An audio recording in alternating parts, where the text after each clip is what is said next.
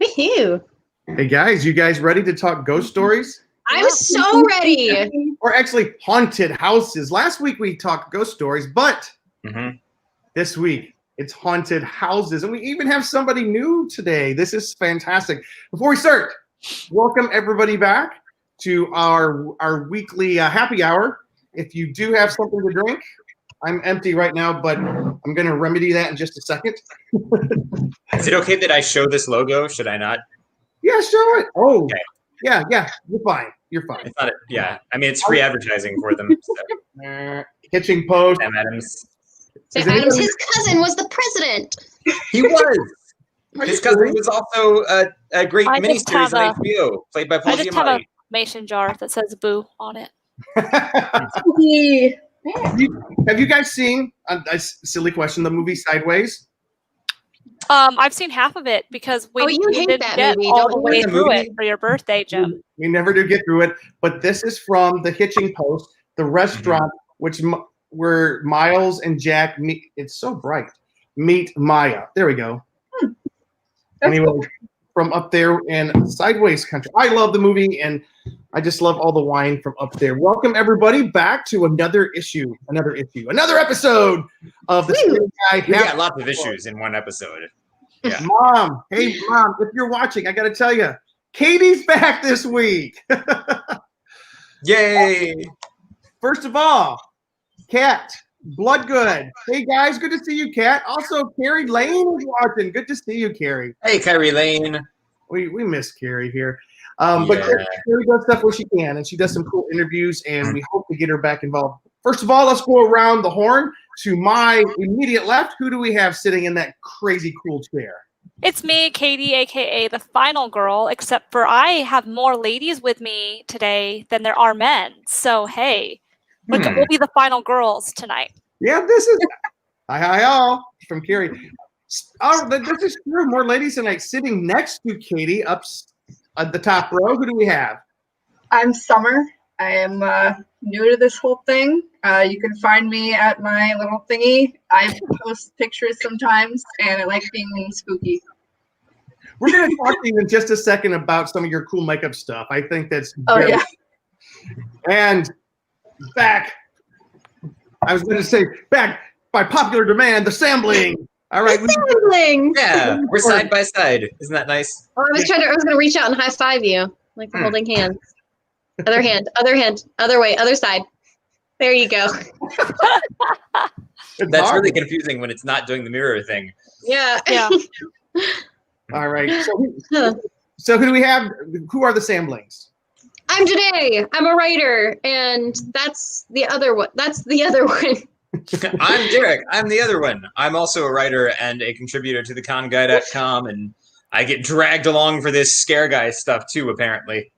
I love that Derek's on board for this because, guys, you may not be able to tell. Derek's not what you would call a big horror fan, but he is the world's best sport. And so for him to be dragged along for this is great. But Derek, you did like the original Haunting of Hill House, didn't you?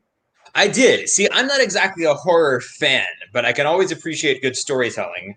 And when if horror is done well and they play on like psychological issues and there's just good filmmaking involved, I can appreciate all of those things. I just watch with the lights on.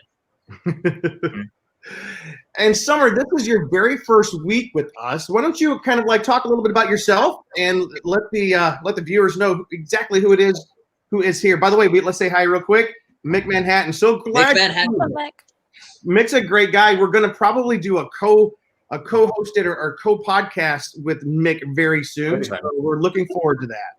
So apparently you have to have a really cool last name in order to get your comments to appear in our feed. Like Bloodgood or Manhattan.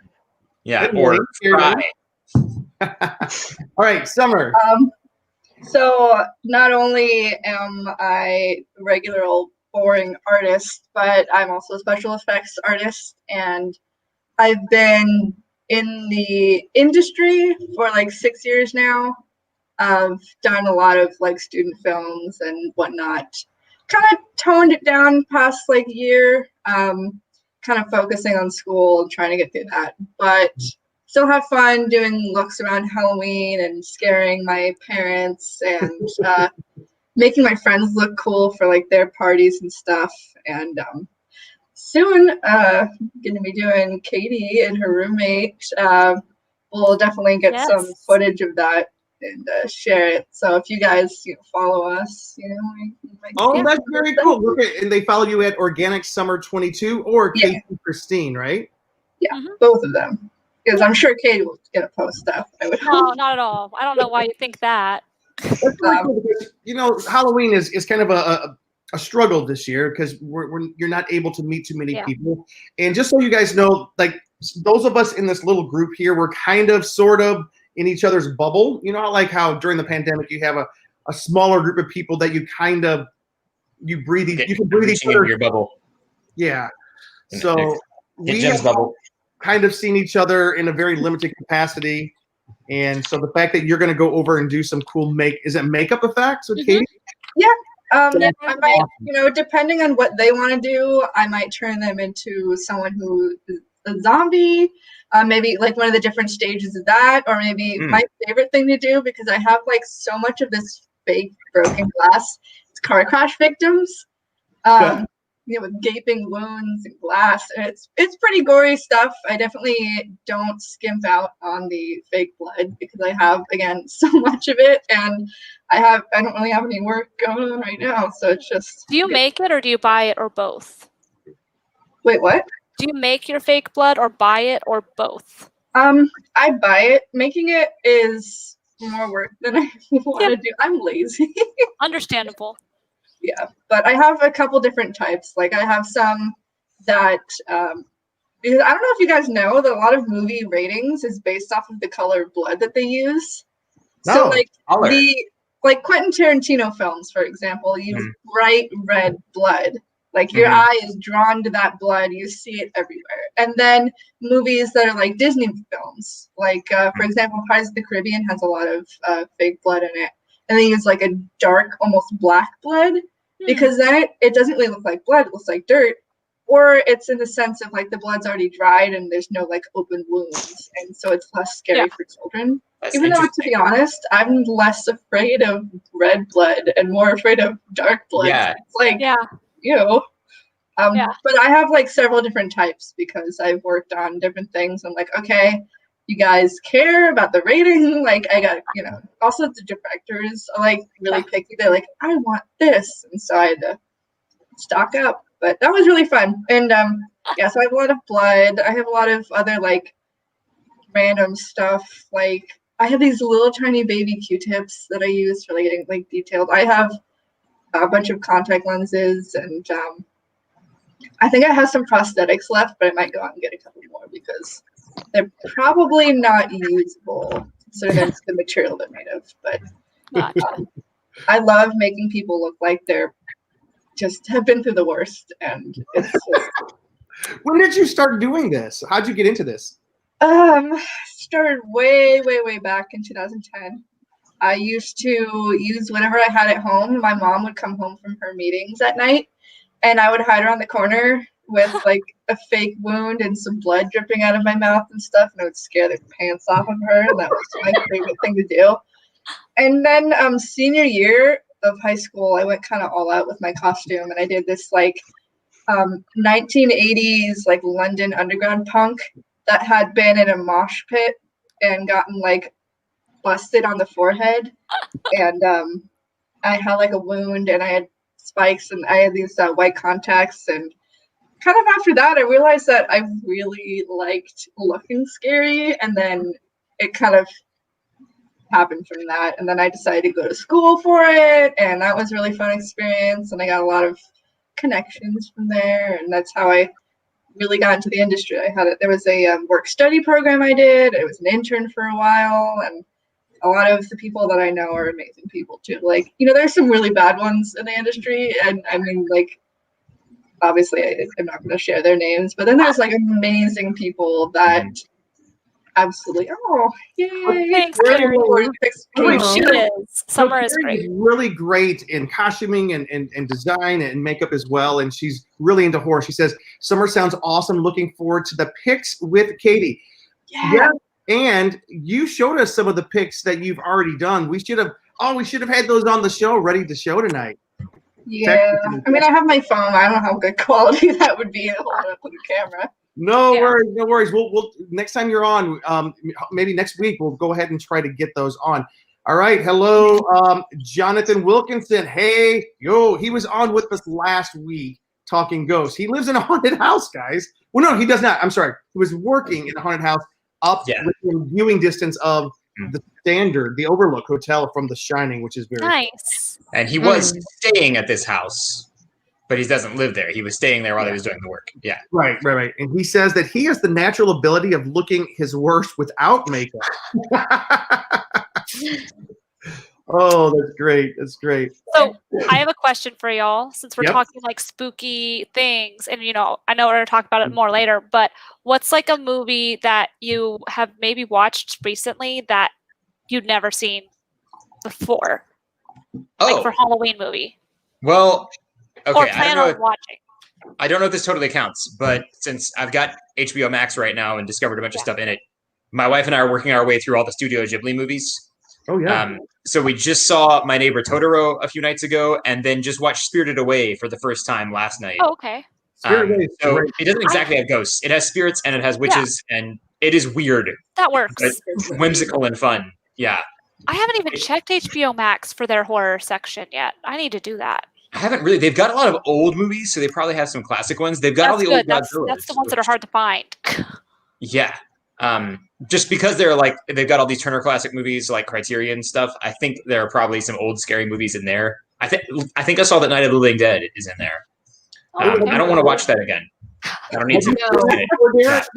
That was the scariest movie I've ever seen. It really was. Yeah. No, Danae and I, this was years ago. We thought, let's watch some old scary movies that'll actually be cheesy and entertaining in October. And we watched that one, and we were wrong. It was old. Terrifying. Then, having seen both versions of it, and every M. Night Shyamalan, nothing's gonna get scarier than Night of the Living Dead. Yeah, I was up all night watching SpongeBob afterwards. Isn't it crazy how scary it is? If we're being it's shot in black and white, so you think it's gonna be it's just one of these older movies that's not quite as scary. That thing was so ahead of its time. Oh my gosh. Yeah. One that tells you the power of good filmmaking, good storytelling. You don't have to rely on really great visual effects or a really big budget if you can just do things right. Exactly. Laura and I, before we were even technically dating, when we were very close to beginning dating, we went to just this little film festival that was this student showcase, and you had several short films in there, and this one. The very best one had the least expensive equipment, and the lowest quality film had the nicest camera, the most expensive one and everything. But they had not mixed their sound well, and the story was kind of all over the place. The young people who had done really well with their story, they had it all in this enclosed location. It was just set in a house, and it was just about this human trafficking type story of this woman who was forced to work for this family, and they just handled it so smartly with the way they shot everything, the way they told the story and built the tension. And it was such a personal, relatable story. Anyway, all that to say, horror is similar. I think if you just tap into the right stuff and know how to do those cuts and know how people's brains work, it can be very effective without a lot of money. Which is why, I think my favorite scary thing now is probably The Haunting of Hill House, because it was just so well told. And oh my gosh, can we please talk about Bly Manor? We're almost there. Because I believe that The Haunting of Hill House is probably the best literary horror production in years. By the way, to answer your question, Katie, I recently watched a movie here that I had probably not seen since I was, a younger kid. The Thing, John Carpenter's The Thing. I want to see that. It's and Summer, is this a movie that you like? Because it is so chock full of so many real special effects, monster effects instead of the CGI, practical effects. I'm a wimp, actually, when it comes to watching scary movies. I can work on them. I can make the characters. I can have fun with the actors and the makeup. When it comes to watching it on screen, I'm just I watch through my hands. I have seen The Thing, though, and I, again, watched it through my hands, but it was great. What about you, Katie? Well, unlike most people my age, I never watched Hocus Pocus growing up. And I watched Hocus Pocus 2 nights ago for the first time because it is one of my roommate's favorite movies. It is her Halloween movie that she has to watch every season. So I told her I would watch it with her. Now she will not watch any of my movies I want her to watch because she's a little wimp too. But yeah, so I watched Hocus Pocus, and I mean it's not like scary, but I mean it was cute, it was fun, but I mean I don't think I like it as much as most people do because I didn't grow up with that attachment. But I feel like if I had watched it at the time that everybody else watched it, I would probably hold it in that same regard because it reminded me of like the Halloween Town movies on Disney Channel. Yeah. It reminded me of those, but just a little bit better done. So I'm like, I would have liked this when I was younger, but I wasn't allowed to watch it when I was a kid. So I saw it once. I think I was in college or maybe older. What year did that come out? Like 91 or 92, right? I think so. As the old guy in the group. Yeah, I was older than you guys. But I remember because I loved Halloween then, the holiday. And the thing about the movie, like Hocus Pocus was not my favorite movie. I know that's a terrible heresy. You can't say stuff like that. But I love the way it created this town. Is it Salem? Is that where it's at? Is it in Salem, Massachusetts? I think so. That sounds right, but I'm not sure. Their Halloween night celebration of that town was spectacular. Salem, yeah. Salem is still like the Halloween capital, so. Yeah, it was so great, guys. I got something to tell you. This is bizarre. And it was 1993, by the way. Hocus Pocus. 93. Yeah. Oh, by the way, speaking of movies made in 1993 or thereabouts that are getting a sequel, did you hear Sister Act is getting part 3? Interesting. I don't know how to feel about that. I don't know how to feel. Because both those movies are incredible. And like I think they can, if anybody ever tells you they do not like the Sister Act movies, just turn around and walk away because they are not a good person. But like I really like so many things have been revived and rebooted, and like long awaited sequels suddenly pop up, and they're so many things don't need the sequels and they ruin a franchise. So I don't know how to feel about this. Father of the Bride released one too. Or is releasing one on Netflix. Father of the Bride, they're doing a third one. Oh, wow. Really? It's on Disney Plus. And I don't know if you guys saw the news, but like the Walt Disney Company is kind of rearranging its entire operation as of today to put the majority of its resources into streaming. So Disney Plus is about to get a whole lot more robust. So it's going to be kind of cool. Mm-hmm. The Thing is my absolute favorite of all time. By the way, the practical effects in The Thing are just, and you, Summer, you haven't seen it, right? No, I have. I've seen it. You said you watched it like this. Yeah, I watched it like this, but like I could see. It's one of the most gloriously gross movies I've ever seen in my life. When the head rips from the body, stretches to the floor, grows legs, and then walks off. I'm like, it's terrifying. It is terrifying. I saw that movie as when I was younger, at least parts of it, and it was terrifying. Are we still talking about The Thing? Where are we now? I'm sorry. I went back to The Thing for a second. Yeah. Here we go. Just a couple of comments. Let's get in here. By the way, Gary's like, "Woo, Derek." Oh, thanks. I'm not sure what you were talking about at the time when she said this comment. Maybe that's when I looked up about the about Sister Act. Yeah. And NOT is my ultimate Halloween movie. Watch it every year at midnight to close out the holiday. I could no. You do not need not in the middle of the night. Yeah, it took me longer than I'm proud of to figure out what he was abbreviating there.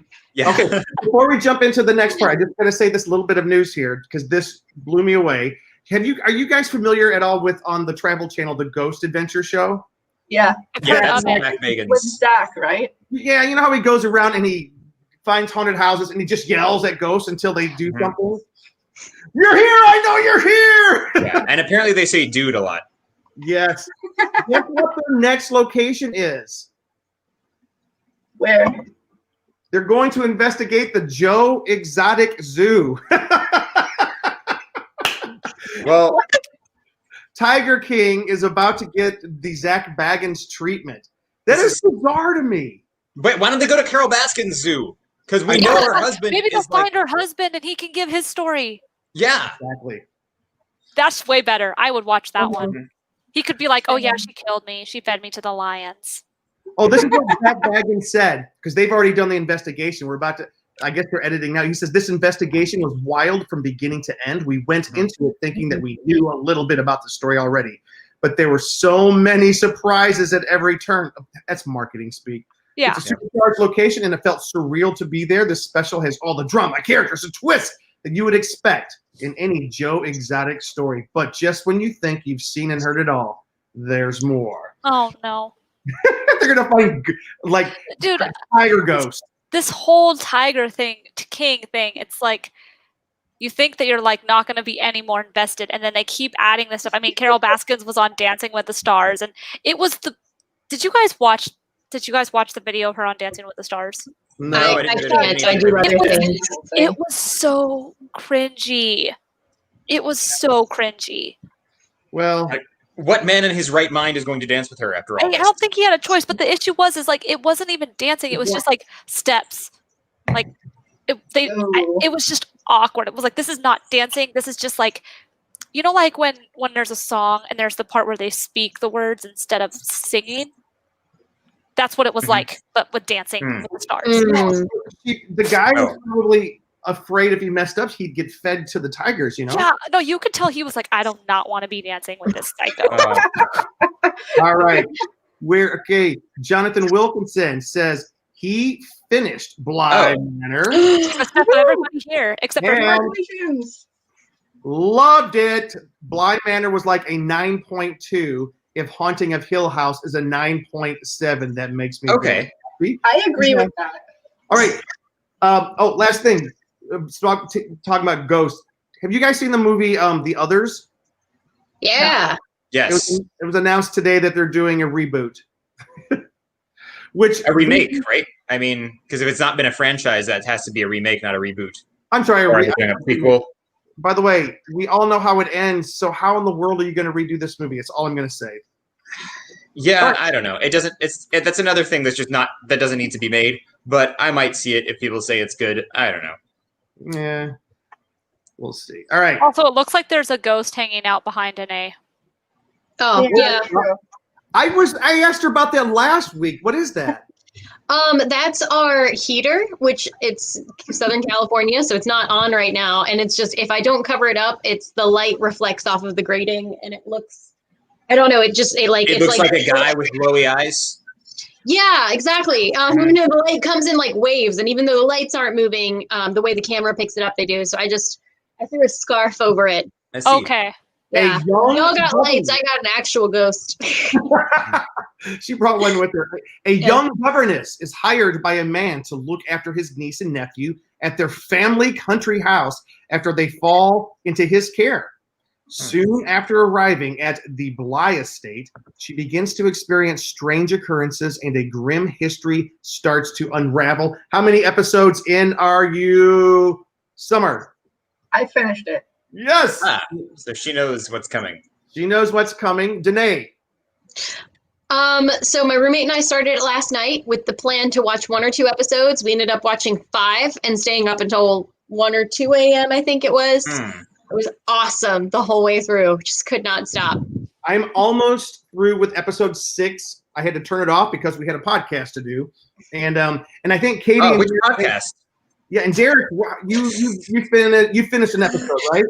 I saw 1 episode. I was gonna try and watch some like while I was working today, and that probably would not have been fun because I would have wanted to pay more attention. But I had a doctor's appointment that went so long, and I didn't get home until 7, and so I had to watch just like 1 episode before this, and I really want to see more now.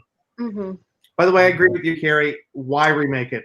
It does not need to be remade, and it's good. I mean, I think it's just a little bit overrated. Write a new script for something original. So Carrie does not agree with Jonathan's rating. Well, this is what Carrie said. Bly Manor is good, but she didn't love it. That's what I'm hearing.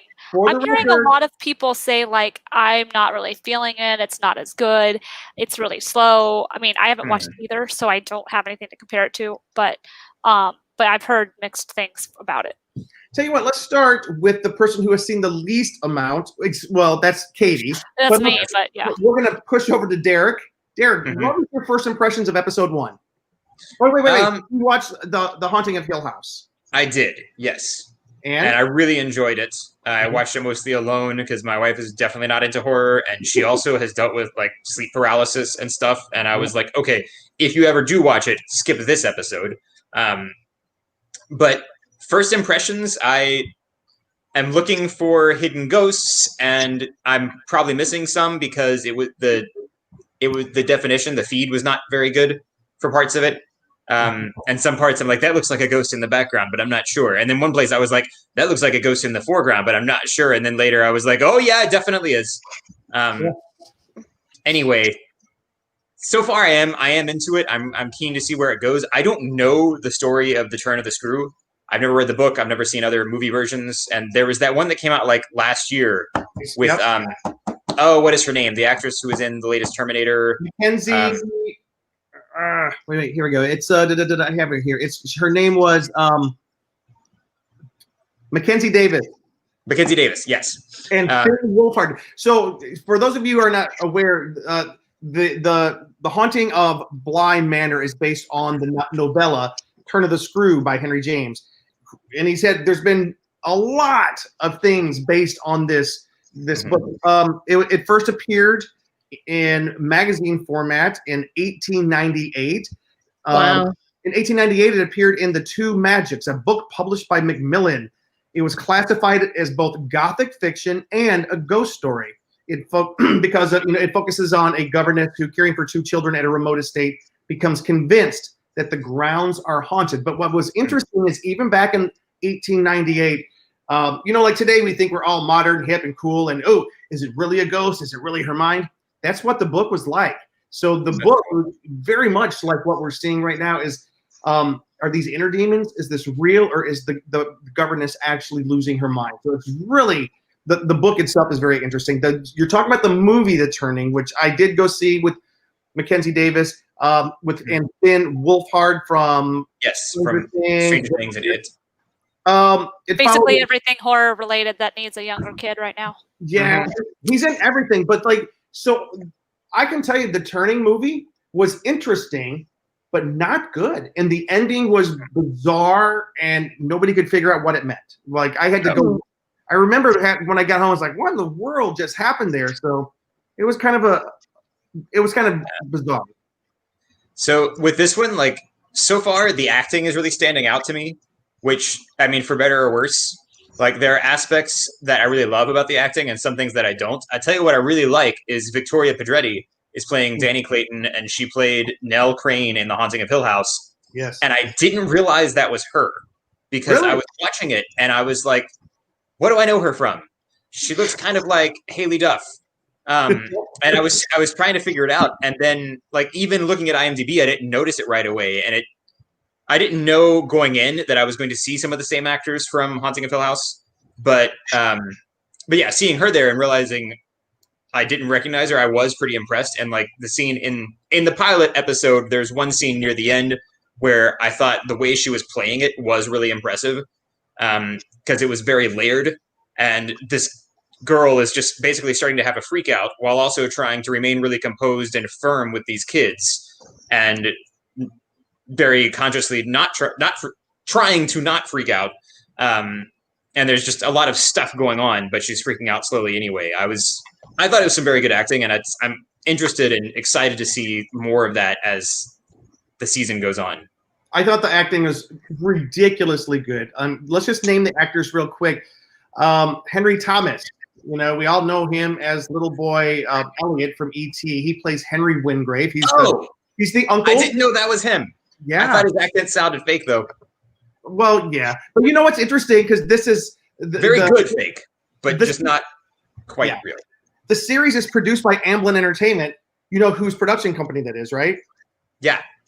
Steven Spielberg. Yeah. And the symbol of Amblin Entertainment is little Elliot riding his bicycle across the moon, which is really cool. So I love that. But anyways, Henry Thomas, Victoria Pedretti, like you said. Peter is played by Oliver Jackson Cohen. He's also from the original series. But I tell you what, there's an actress in this right now that is blowing me away. Her name's Tania Miller. She plays Hannah Gross, Mrs. Oh, she's so good. Where did she come from? Like, I mean, great actress. She's been in Doctor Who. I thought I recognized her from that. She's very Who is Doctor Who? This just says female general, but I think she's like this one Time Lord general in one of the Peter Capaldi episodes. Okay, that makes sense. Okay. I gotta get the important question out of the way. Sorry. Yeah. Look, because I have watched through episode 5 and into episode 6, and I would say that episode 5, because they kind of concentrate on different characters. Episode 5 is her episode, and I think I have a new favorite actress. She's just It was That's so the one good. where she's like, there's like the door thing. Like, I'm not gonna try to like. Okay, cool. Yeah, that doesn't give it away. She encounters a lot of doors that give her pause. Yeah, Okay, that I'm episode, curious. I remember watching it and I was like, everything makes sense now. But also it led to more questions. Like, It was everyone so feel this? well done Like, too, just artistically. It was great storytelling, and like I mean, you need the other episodes to set that episode up, but that was my favorite one so far. I'm just curious though, because in Haunting of Hill House, the oldest child's name is Shirley, named after Shirley Jackson, who wrote the book. So then, is the uncle Henry, played by Henry Thomas, named after Henry James, who wrote Turning of the Screw? I would think so. Okay, That's what I was haven't thinking. looked up anything about it because I don't want to see a spoiler by accident. Oh, yeah. So, so I'm not totally sure, but Well, here's something that's interesting. You know, Danny, she's staying in a hostel, before she comes to stay at Bly Manor. What's the room number of the hostel? 217. Really, I didn't catch that. It's a nod to Stephen King's novel, The Shining, room 217. hmm. So I have a question for you guys. Yes. So obviously this whole like I don't want to say anthology, but anthology type thing is really popular with horror right now. I mean, we have American Horror Story that does a different story every season. Bly Manor's and Haunting of Hill House, separate stories each season. Castle Rock has been separate stories every season. Do you think that's going to keep going, that style? Do you guys like that style? I enjoy it. I mean, it's because, how long can they drag out one story, like several seasons? I mean, I know even like popular shows change it up and they realize, like, I can't give a good example, but yeah, I kind of like how you have like maybe they bring back the same actors and then they go into a whole different thing. Like American Horror Story got it right, got it wrong, but I enjoy it. I agree with you. And Carrie said Hannah's jumping is really cool. And by jumping, we don't want to completely give that away, but episode 5 is the way I described it is last year for Hill House, they really went hard on the horror. I mean, but in an elevated, elegant way. This time, I would say, from what I've seen, the horror, let me say, is a little bit toned down, but the artistry, like the artsiness of it, is way up there, and I'm kind of liking that. Nice. And I also, and Carrie made a good point. This, like last season, it was a lily white cast, basically. The cast ensemble of Bly House is fantastic. There are also many more people of color, and that is true. Oh. This is a very diverse cast, and Mick was trying to. Oh, the character who plays Jack, he also played Jack Torrance in Doctor Sleep. That's right. Yeah, I feel like a lot of these. I I feel like a lot of these anthology series are in some ways doing tributes to Stephen King. It's all like at one point they're kind of connecting Stephen King into all of these. I mean, granted, Castle Rock is completely focused on the work of Stephen King, but I mean, I kind of like it too, though. I mean, Castle Rock season 2 was exponentially better than season 1, and I don't know if they're doing season 3, but I mean, I definitely like the whole anthology thing for horror because it gives you the chance to tell more stories, but without getting people burned out. And I feel like people do get burned out. I mean, we all got burned out of Game of Thrones. We all got burned out of certain TV shows. When I say burned out, I guess we're not burned out of Game of Thrones, but you know what I mean. Like they just. Yes, I'm so sorry. Henry Thomas played Jack Torrance. I remember. Yeah. My bad. Okay. I think just speaking on the anthology thing, I think it especially works in horror because a well-written horror story has like the very clear start and ending and wrap up, and it's not something that you can really pick up and do again. I mean, like the only horror sequel that I've really seen was like Woman in Black 2, and it was still a great movie, but it was just you had such a well-done story with one. They It made was a so sequel to that. yeah.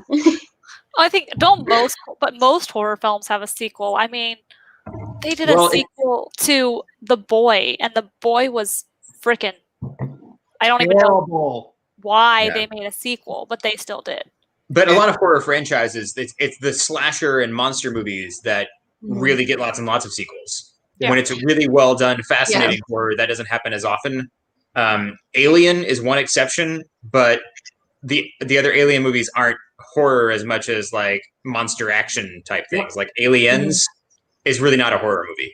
It's so good. But Mick did say that the creator of this show, Mike Flanagan, he is also the director of Dr. Sleep, which was okay. Did you guys see Dr. Sleep? Because I did not see it. Yeah, I would like to see it, but I haven't. I liked it. Derek, you should come over and we'll watch it. Okay. It's another. I know your wife doesn't want to see it. Because we're talking about big giant castles full of ghosts, it's another one of those. So Mike Flanagan's good at it. Let's talk a little bit more about the story. How is this so far, Danae, and then I'm going to go to Summer. How is this differing, do you think, so far from Hill House?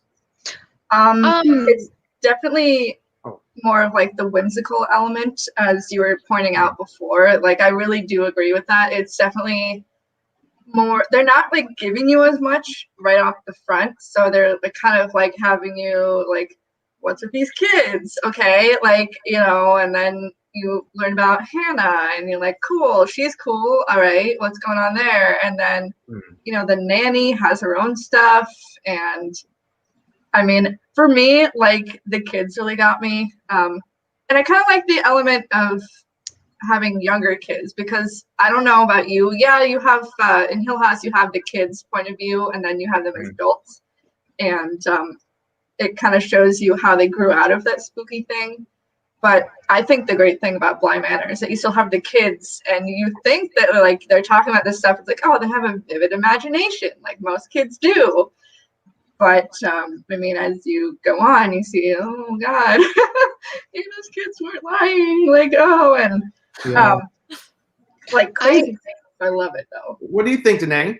I think that in some ways it's a little bit cleaner than Hill House. I really loved the way in Hill House we focused on a different character every episode, and we learned about how this problem in their childhood affected their lives and what they were fighting through, which was really neat. But also in Hill House, we had all the hidden ghosts. This is my theory, because I said I haven't finished it yet. I'll probably be up till 2 a.m. finishing it tonight, if we're going to be honest. But there are still hidden ghosts in Bly Manor, but I think they all have a purpose and a story. They are very specific. It's not just someone in the hallway and someone under the piano like in Hill House. But in episode 1, the hidden ghost we kept seeing very obviously was like a plague doctor mask.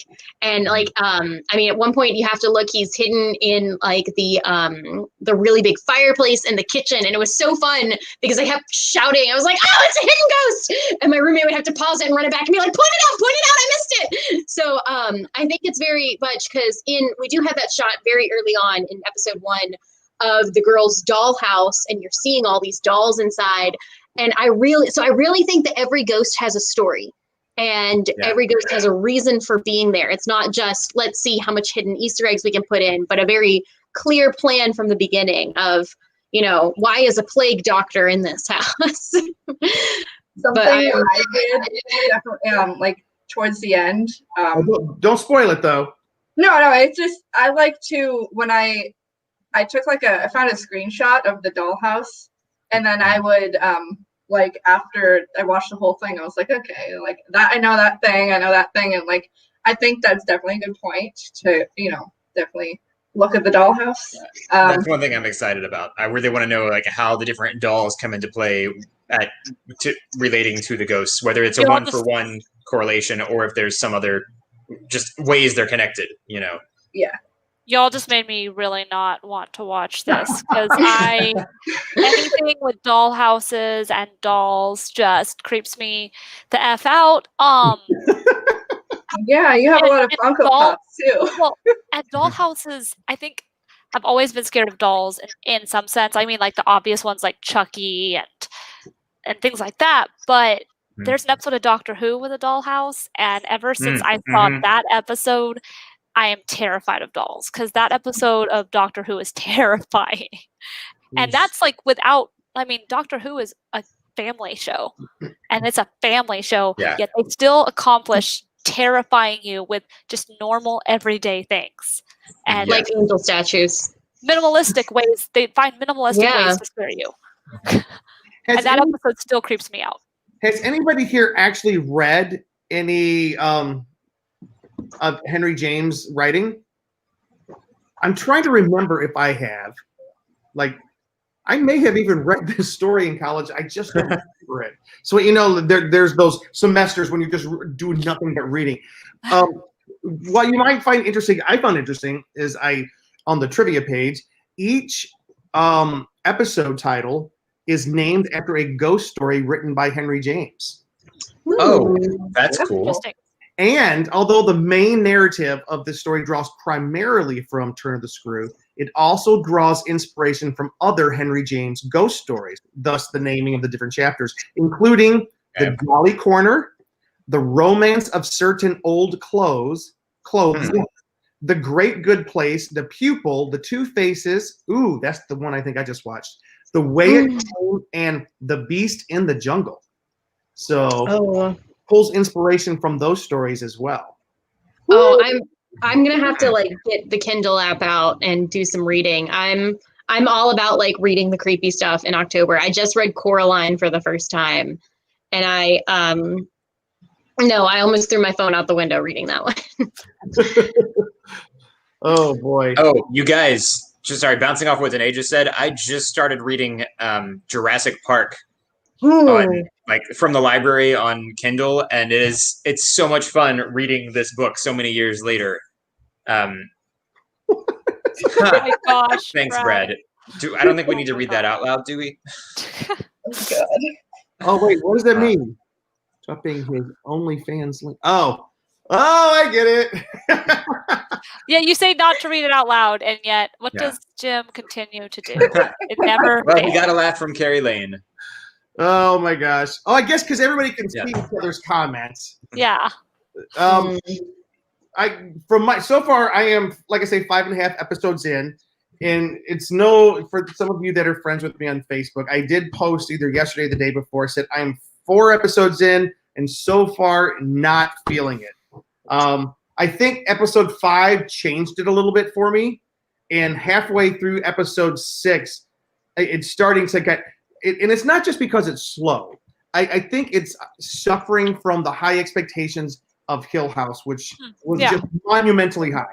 And I liked how horrifying Hill House was without being just schlocky terror horror. It was just so well done. It was so elegant. There was an elegance to it. This one is even more elegant and more well put together. And Carrie was saying something like, technically, it's probably even more advanced. But the story so far, they've done a shift a little bit, and it's less of a horror story than it's kind of it's a human drama / love story that just so happens to have ghosts in it. And I kind of think that's Brad was funny. He accidentally watched the final episode thinking that it was the first one. Oh no. Okay, I have done things like that too. When I started, this isn't for Bly Manor, when I started watching, I thought I was watching season 1 of Mrs. Maisel, and I was starting season 2 because Amazon does it by seasons on their page. Amazon is weird with those things. It's annoying. It's annoying. So I just clicked the first thing that showed up, and then I'm 3 episodes in, and I'm like, why is Zachary Levi in it? He's not in it till season 2.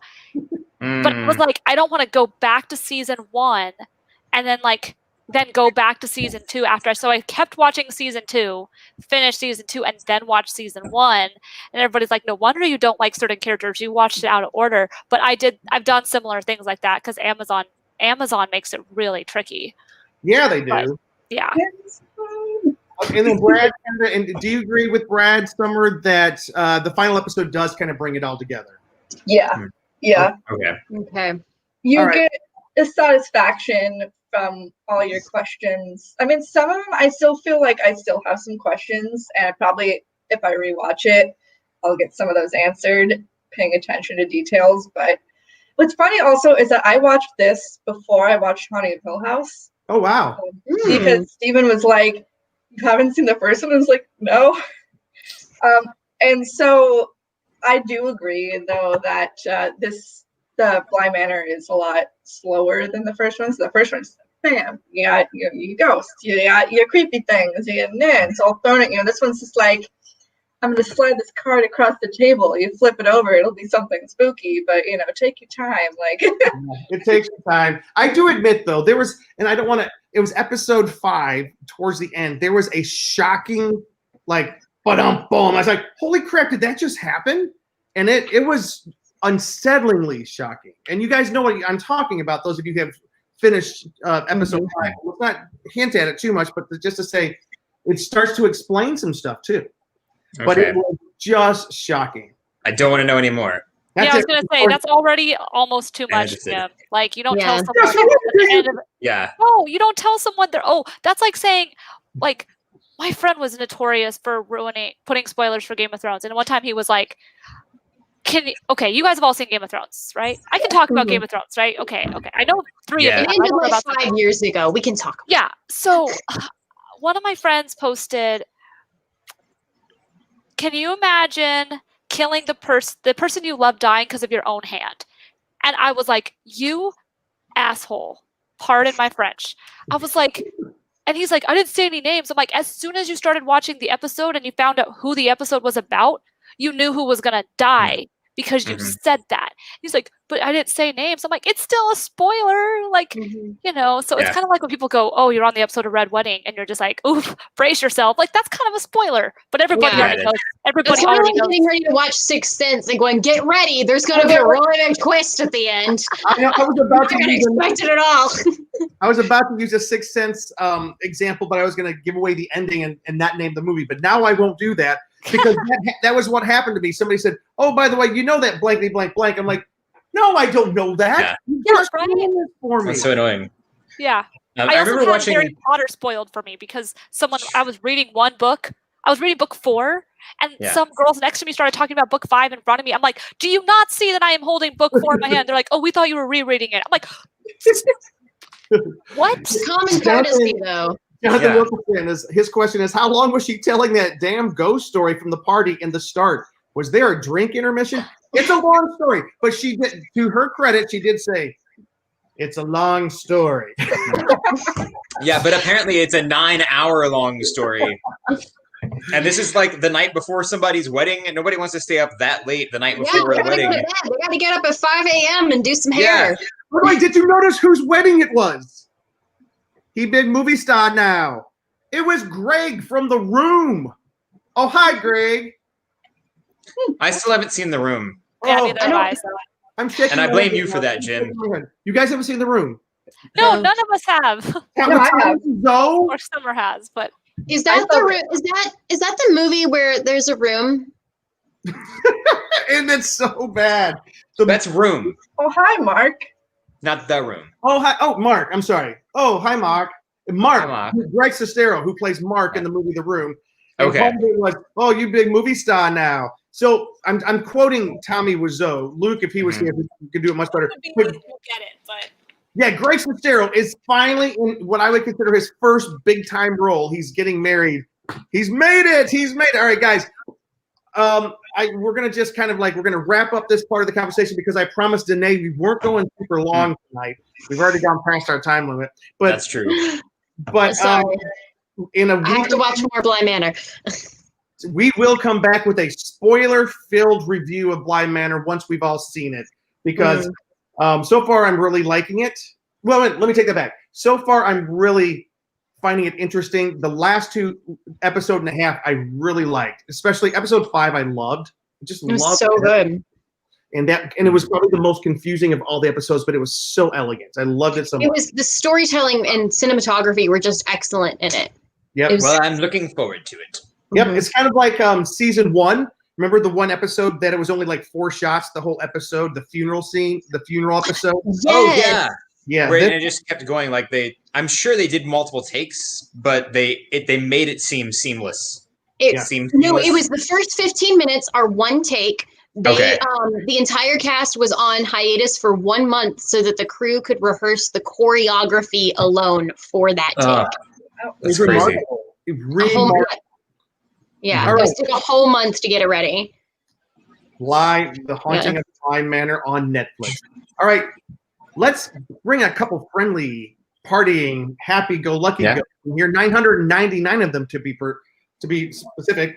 How many of you have not gone on Disneyland's The Haunted Mansion attraction? Yes, we've all been on it. All right. I love it. Tell me why. Tell me this. By the way, it is my most favorite attraction in the entire world. I don't think anything's even come close to topping it. But that's enough about me. Derek, why do you love it? I love it because it's the spooky fun without being really, really scary. Because you can take kids on it, and it might be scary for kids, for little kids. But I was able to do it at age 11, I think. But also just the effect. There's fun humor. There are neat special effects. Just the projection deal with the ghosts floating through that dining room and everything, and just you can tell so much went into it. Just the development, the design, and I don't know how they fit all of that in that space. It's just a really well developed ride, and it's cool. There's a song. There's all this music going on throughout all of it. Grim Grinning Ghost. Come on, to social. Oh, I love it. I love that. What about you, Danae? Well, I've only been on the Disneyland attraction one time, and I think it was when I went to Disney with you, Jim. But I did work for about a year at Disney World, so I got to know that Haunted Mansion pretty well.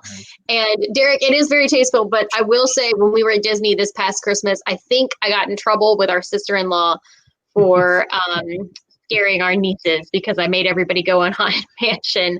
Oh. But it's just, it's so cool because so many of the effects are just classic, like 1950s movies effects that they use to make such a well done ride. I mean, it's just a simple like scrim and mirror and a projector, or not even a projector, but light hitting it. I mean, there's like the hand going across like the thing. The shadow of the hand that goes across behind your dune buggy across the clock. Oh yeah. Yeah, so many little things like that are just really great. And I don't know how much I'm allowed to like say about like the fun little facts, but the voice. Spoil this, yeah. Okay, I know that the voice of the woman in the globe. Does she have a name, Jim? You would know. Yes, Madame Leota. Yeah, it's also the voice of Maleficent in that thing. Yeah. But they changed it, I thought it's Jennifer Tilly now since the Haunted Mansion movie. No, That's possible, but the original at least. And it's At because least she was in also the Disney voice of Lady World. Tremaine. okay, Derek, can you say that? Because that's a really cool piece of trivia. The voice of Madame Leota was also the voice of Maleficent and Lady Tremaine in Cinderella, the stepmother. Yep. Because Disney, like back then, they reused a lot of the same voice actors. That's why Wendy and Alice was the same girl. And yeah, this woman added so much personality. Like the look of her face and everything was very like kind of scary. So it really worked for Madame Leota too. Although it wasn't her face, they used a Yeah, I was about to say it was a different face. Yep. The person whose face it was, her name was actually something Leota. Wait, That's interesting. Her name was actually Leota. I'm looking for it right now because there's a little cool piece of trivia about it. If I can find here. Let's go through some trivia right now to see if you guys can. Let's see who knows the most about the Haunted Mansion. I still go back to stage tour, so I know a little bit. I was going to say I know quite a bit too, so. All right. You're going What's down, your Katie. guess? Whoever's closest. How many years in development was the Haunted Mansion from inception to doors opening? That one I do not know. 13. 5 years. 5, 13, 2. 2, Katie. 7. 15 years. The idea Oh. for a haunted house at Disneyland was included in the early concept design sketch by Harper Goff back in 1952, back when Disneyland was first being conceptualized. That makes sense. The exterior of the attraction was built in 1962 to 63, but it sat empty through the later part of the 60s because Walt Disney was busy building things for this other big thing happening in Chicago. What was it?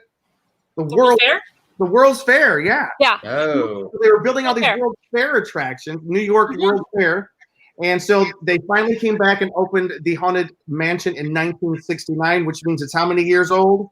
55. Yeah. They're when 56 51. now.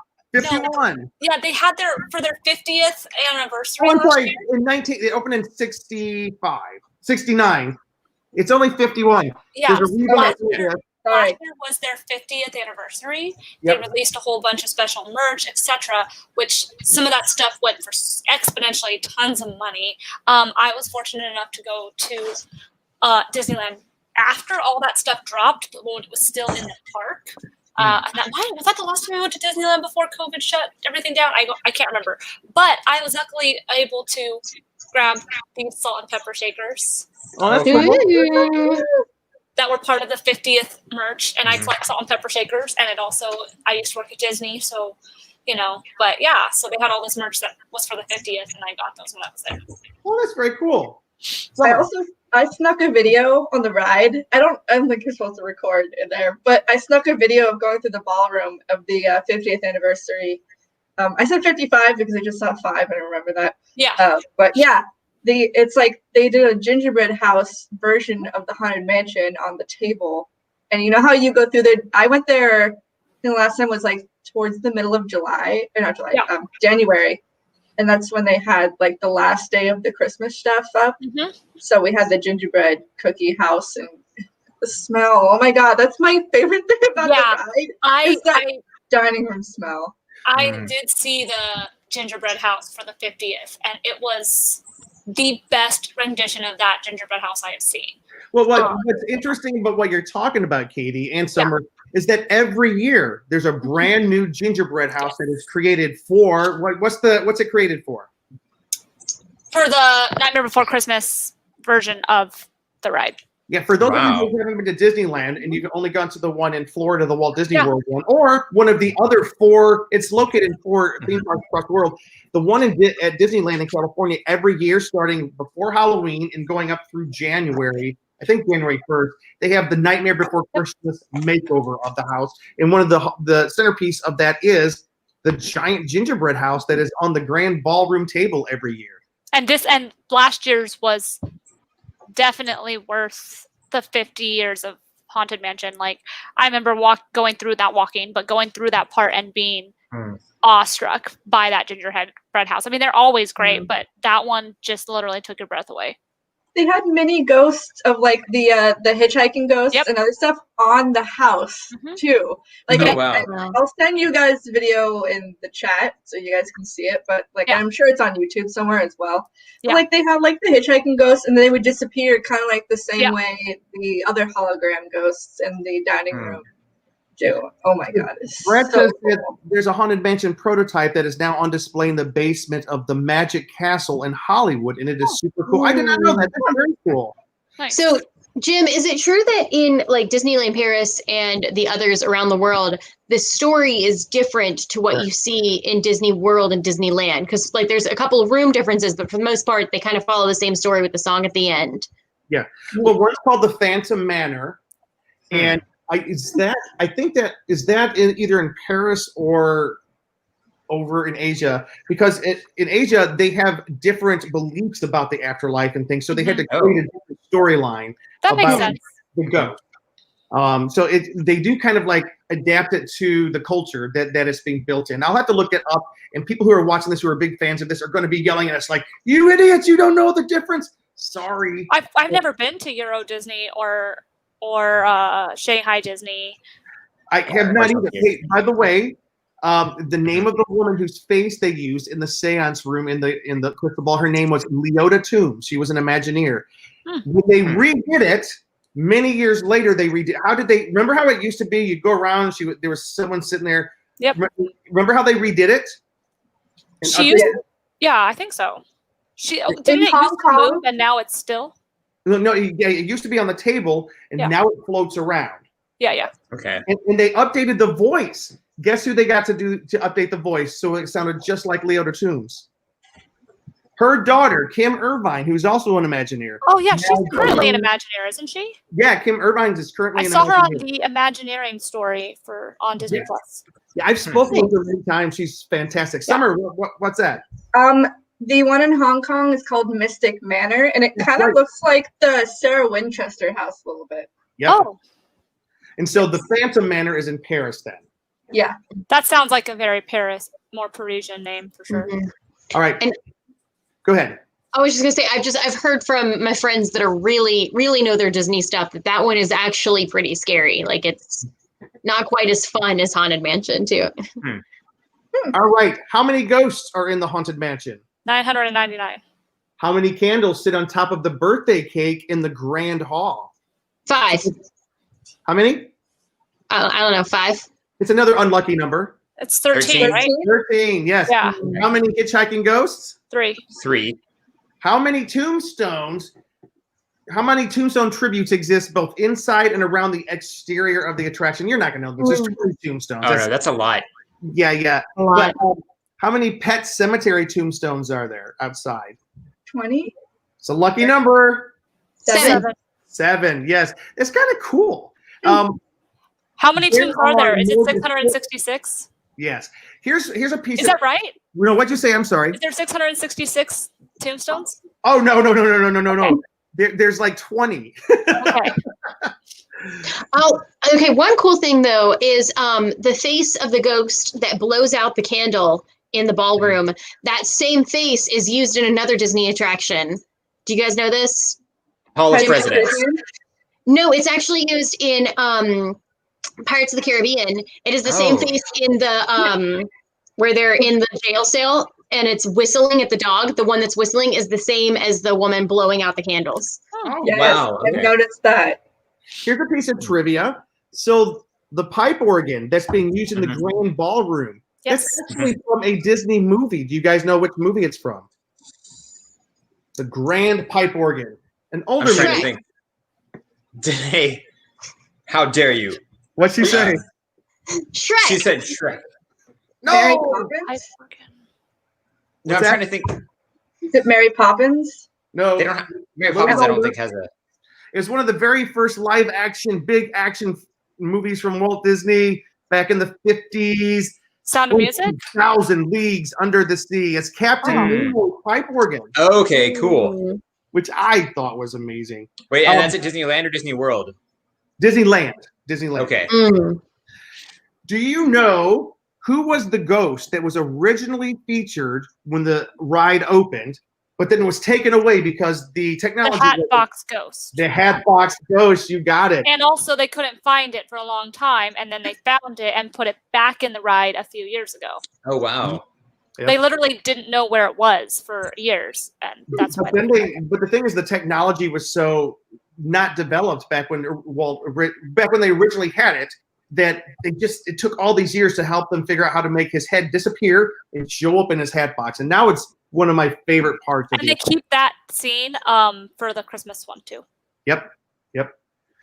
Who is Constance? Do you guys know who Constance is? Is she the bride? Yes. The bride. Okay. Here comes the bride. And did you know, if you look in the pictures along the way, every husband, she has another string of pearls. Did you ever notice that? So that is my favorite scene in that entire ride. Is the Black Widow scene. Which I don't know if you guys ever heard of it, called the Black Widow scene, but it's because all her husbands die. She kills all of them, yes. So she killed them all. So I don't know why. It's just always been my favorite scene. I think it's because it's the spookiest scene in the entire ride. I just like that there's a story there. Yeah. Did you guys know that when you're in the attic, and you're either like pushed or you jump out of the window, which is how you get down into the cemetery. Oh, you go out the window, yeah. Yeah, you go out of the window of the attic, Mhm. and then that's how you end up in the cemetery. Which I is don't know why if you I kind ever of realized turn that. around and fall. Yeah. Oh Well, wow. because that's an homage to the whole there's my way, there's always my way, and it's the guy who. Yep. Mm. Did you know that originally the Haunted Mansion was going to be a whole different kind of attraction, something that was more popular during those days? Do you know what the big difference was going to be? A show. Not a show, but a walk-through attraction. Like a haunted house, Oh. like an actual haunted house. Yeah, and it was actually like a Marvel comic book came out in 2016, which kind of like paid tribute to what it used. I forgot what the name of it was. It was the Museum of the Weird, I think is what it was going to be called. Yeah, it was going to be like the Museum of the Weird, and a lot of the original paintings that were originally created for the Museum of the Weird are now on display in Disneyland in like Town Hall at the front of the park. Just a couple more things, and then we're gonna kind of like wrap up the episode for this week. Do you guys know who Pickwick is? Who is Pickwick? Which spirit is that? The spirits, he's from a Dickens era. Pickwick Papers was a Dickens story. Yep. He's the ghost that is swinging from the chandelier in the Haunted Mansion's ballroom. Oh. Each year, Jack Skellington gives the Haunted Mansion a holiday makeover complete with jack-o'-lanterns and wreaths, a real gingerbread house, and cookie characters from which movie? Nightmare Before Christmas. What's the name of his dog? Zero. Zero. What does Katie? Do you remember what does Zero kind of takes part in the haunting of the house? Where can we see Zero when we're going through? When you see him in the hallway, when you first go around the corner, he's in the hallway. Yep. And then when you get down to the cemetery, he's next to Jack, right? Yeah. You also see him, and he makes a surprise appearance amongst the spooky portraits in the gallery when you're walking in, which is interesting. The thing that's kind of sad but interesting about the Haunted Mansion, it is the very first attraction that came online that was not directly supervised by Walt himself, because it was in the process. Walt wanted this attraction, but 15 years of production, and Walt passed away in 66 and this opened in 69, but he began this attraction, but he was not able to finish it, which is kind of sad. It's really sad. But it was kind of interesting. The attraction originally was going to, do you guys know what the original outside look of the attraction was going to be? Shrek. I feel like I've heard this and I just can't remember it right now. It was going to be an old, broken down, haunted, dusty house. But Walt said, I will not have that old, dusty house in my park. So now it became a stately manor. And it's actually based on a real manor. I was just looking at it. I know the name of this, which exists. It is the... talk amongst yourselves while I find this. Well, there's a lot of different rooms based on a few things. I know that at Disney World, they've got all the weird stairs, and you can hear some saws and things, which is a reference to the Winchester Mystery House. Yep. And the very opening, when you see the floating candlestick, is based on, I can't remember their names. It was a couple that was recently married and bought a house and walked in, and there was a floating candlestick in the house when they got there. What are the differences between the two parks and the two coasts, real quick, before we kind of wrap up here?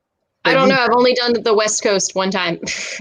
One of the big differences is in Florida, there's the room. It's like you go in the room and the steps are going up and all over, like the optical illusion of you're walking up the steps. They're in all different directions. They don't have that one out here. Yeah. Okay. The Winchester Mystery House one. Yes. Like that's what that room is based on. Yeah. I'm so upset. I just had this in front of me. The house is based on an actual mansion. Is it actually in New Orleans? Because okay. I was going to say that's the kind of look of it that you get because you are in New Orleans Square when you're at Disneyland. So Oh, it's not in New Orleans, Baltimore, Maryland. The exterior concept of the house is heavily influenced by the Victorian era Shipley Lydecker House of Baltimore, Maryland, which is very It's still the South, so it's we're still talking about we're still talking about the Disneyland one, right? Because the Disney World one does have a different look to the exterior, which is really interesting. Yeah. Let me see if anybody has said anything here. Nope. Guys, I think we're going to kind of wrap up, but just tell me, what is your favorite memory of the Haunted Mansion? Oh, wait. Summer, there is something kind of cool that we forgot to talk about. Haunted Mansion actually has had a movie based on it. Yeah. All right, and you said you okay, but like we don't talk about it. Except for they're supposed to be making another one. Yes, they are making a new one. Yeah. But pretty cool. I don't know. Yeah. They used to run as an inspiration for a 2003 horror comedy called The Haunted Mansion with Eddie Murphy. He portrayed a workaholic realtor who buys a mansion that turns out to be haunted. It cost $90 million to make, and it made $182 million worldwide. At one time, Guillermo del Toro, back in 2010, at Comic-Con, was announced to be making a scary version of The Haunted Mansion, but that never happened. Right now, but this was cool because some of us here on this, we have a little bit of a personal connection to the new movie being made. Disney is conjuring up a brand new Haunted Mansion live-action movie based on the 51-year-old Disneyland theme park ride with Ghostbusters writer Katie Dippold, the producer, Dan Lin. We all know hey! Elric. We like Dan Lin. Yeah. If you don't know, Dan Lin is the producer behind the Lego franchise, and he and Elric, the other producer, they teamed up on Disney's live-action Aladdin. I saw Dan on the lot, and he was so excited to find out that I was a member of the Tam O'Shanter Whiskey Club. He goes, I want to come join. I'm like, that's awesome. A lot of us here are friends with Dan Lin. He's a great person, a man of true integrity, and he makes good films. So we're so glad that good things happen to Dan Lin. Hey, guys, thank you for talking about Ghost with us tonight, both good and bad. 999 creepy ones, and then we don't know how many are in the other. Danae will count the Ghost in Bly Manor and tell us how many are in there. Also, just want to say, I realized that you said Maryland, and then I said the South, and I realized that Maryland is not in the South. It is. But Well, it depends on your perspective. No, it isn't. It's below the Mason-Dixon line. It was part of the southern states. okay, that's I think what I was thinking is I was like, I feel like it was still part of the South at that time, right? Okay. It was part of the Confederacy, but it's not very south. I agree. Yes, I just wanted to clarify that it's not technically the South in our terms. But I think when you said Maryland, Florida. I think when you originally said Maryland, I thought you said Georgia, and so my brain said South. Yeah, no, that's the South. No. Yeah, That happened. but I was like, Maryland was still considered. So yeah, but yeah, that was me. That was my bad. All right, everybody, this has been a great talk. Haunted houses and everything. Danae, where can people find you online? I am on Instagram at DNAYS. And was that? Oh, what did you say, Jim? I'm sorry. I said if you want them to. You don't want stalkers or anything. Don't look at me. Don't look at it. Derek. You can find me on Twitter at ConGuyDerek or right here on the Scare Guy Show or the Con Guy Show, depending on the season. This is true. Summer. You can find me at Organic Summer 22 on Instagram, at Ding Dong Dingus on TikTok. I don't post much, but I'll give you a follow and I like your stuff. Katie. You can find me on all social media, including Twitch at KT_Christine. Also doing social media for the Con Guy and Scare Guy when I remember to, because I'm not as good as I used to be. But I try to post on there, especially during the scare season. But yeah, if you like watching people get scared on Twitch, I'm doing some horror streams this month. I played Dead by Daylight last week for the first time, and that was fun. So yeah, you can join me there if you want. Nice. And have you started watching the final episodes of Supernatural yet? The first episode aired, and I watched it, but I had to wait till the next day because I don't have TV. All right, I can't wait to hear your take on it. By the way, in case I haven't said, you guys make sure you check out our podcast this week, which is dropping, called "Don't Fear the Podcast." This week we talked with Anthony Massey. He is the producer behind Still Screaming, which is a documentary of retrospective of the Scream franchise, and he took us deep into the Scream mythology and walked us through the Scream films. It's going to be a great episode this week. It drops either Tuesday or Wednesday of this week, depending on when poor Luke can get that thing edited together. Anyways, guys, here's to you. Thank you so much for coming out tonight for this happy hour. You guys have a great week. Cheers. Enjoy your pseudo Halloween season that we're having right here. Good night, guys. Good night. Bye. Boom, boom.